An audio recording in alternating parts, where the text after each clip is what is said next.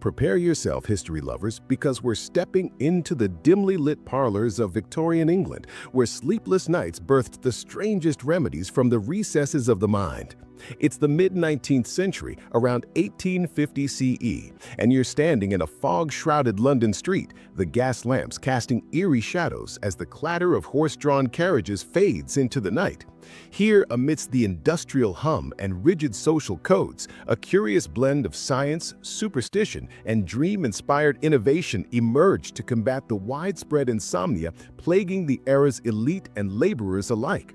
These weren't conventional cures, but peculiar concoctions and rituals, born from the odd dreams of forgotten figures, reflecting a resilience to adapt in a time of rapid change.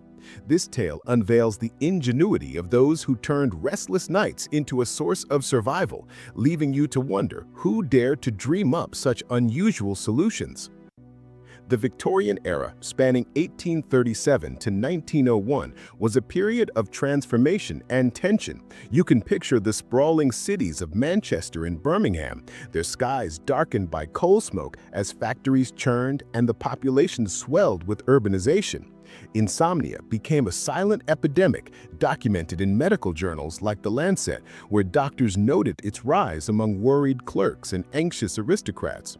The Industrial Revolution disrupted traditional sleep patterns, with gas lighting and long work hours replacing the natural rhythms of rural life. Historical records, such as diaries from the Royal Society of Medicine, reveal that sleep disorders were often treated with opium or laudanum, but these carried risks of addiction.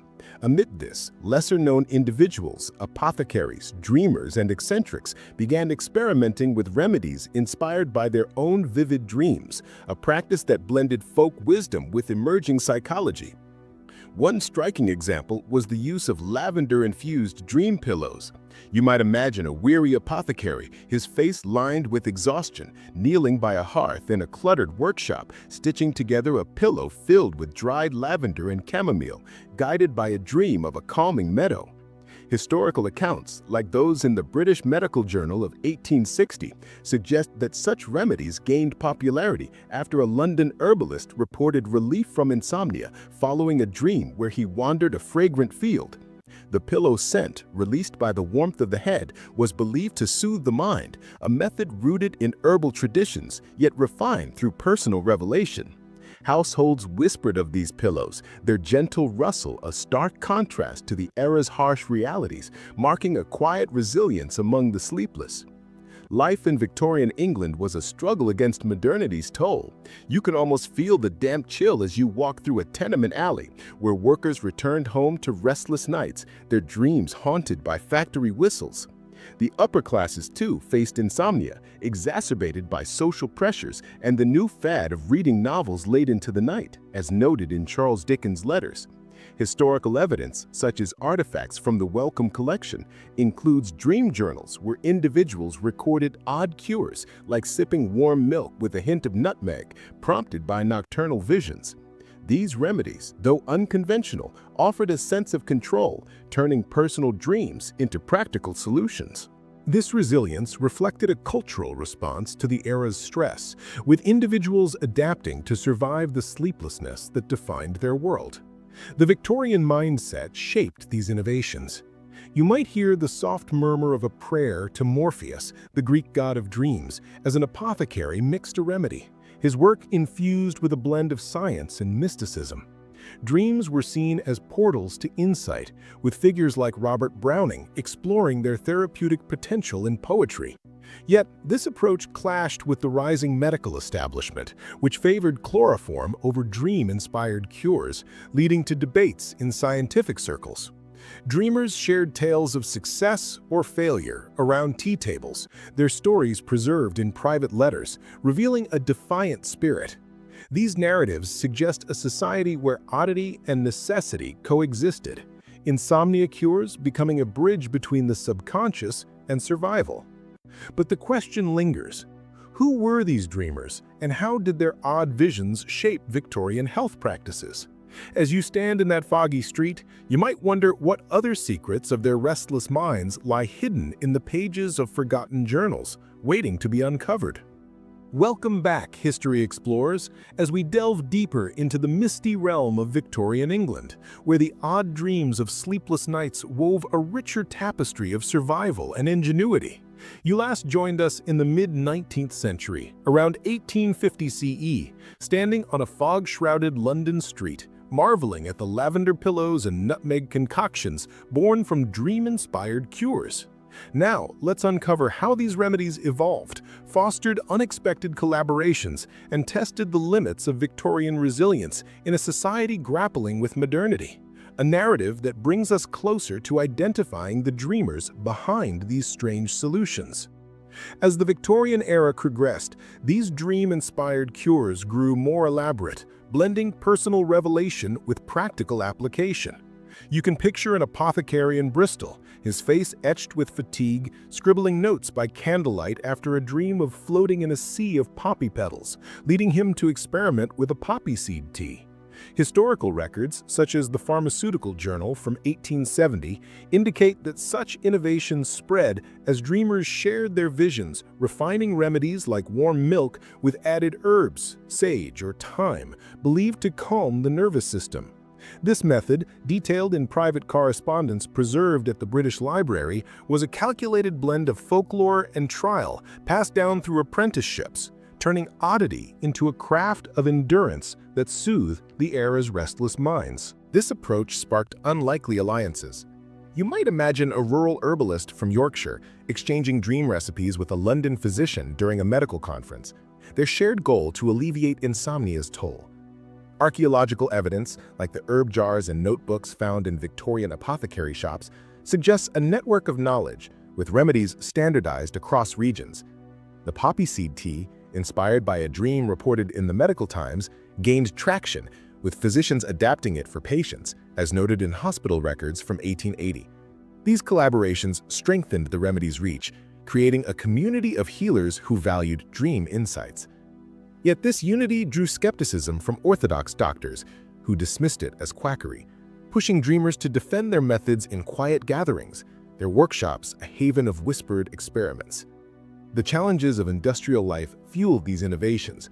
You can almost feel the soot in the air as you walk through a Manchester factory district, where workers face sleeplessness from night shifts, their dreams haunted by machinery. Historical accounts, such as those in the Report on the Sanitary Condition of the Laboring Population by Edwin Chadwick, highlight the era's sleep deprivation crisis, prompting dreamers to adapt. Some created dream baths, foot soaks with chamomile and rosewater after visions of tranquil rivers, a practice recorded in women's diaries. The precision lay in timing these remedies before bed, ensuring maximum effect, a resilience that turned personal oddities into communal survival tools, a shared cultural response to the industrial grind. Spirituality remained the backbone of these practices. You might hear the soft hum of a Victorian hymn as a dreamer prepared a remedy, his work infused with the belief that dreams carried divine guidance. The poppy seed tea, tied to the sedative properties noted in ancient texts like Dioscorides' Materia Medica, was seen as a gift from the subconscious, while dream baths echoed Christian notions of purification. Yet this fusion clashed with the scientific community, which favored hypnotism, leading to tensions in medical societies. Dreamers countered with tales of restored sleep, preserved in letters to the Times, revealing a defiant spirit. This tension shaped their identity, their odd cures a bridge between faith and innovation, practiced under the scrutiny of a skeptical age. But the mind lingers. How did the social pressures of Victorian life affect these dreamers' credibility? And what hidden costs did their experiments bear? As their remedies deepened, the enigma of their contributions grows, leaving us to wonder what drove them to pursue these odd dreams, and how did they influence modern sleep science? Welcome back, history aficionados, as we bring the peculiar tale of Victorian insomnia cures to its intriguing conclusion. A story where odd dreams shaped a legacy of resilience in the face of sleeplessness. You've journeyed with us to the mid-19th century, around 1850 CE, exploring the lavender pillows and poppy seed teas born from dream-inspired ingenuity, marveling at their quiet endurance. Now let's witness the climax of this saga, where these remedies faced their greatest test, and their influence rippled into modern times, leaving a mark that endures today. As the Victorian era neared its end, these dream cures reached their peak amid growing scrutiny.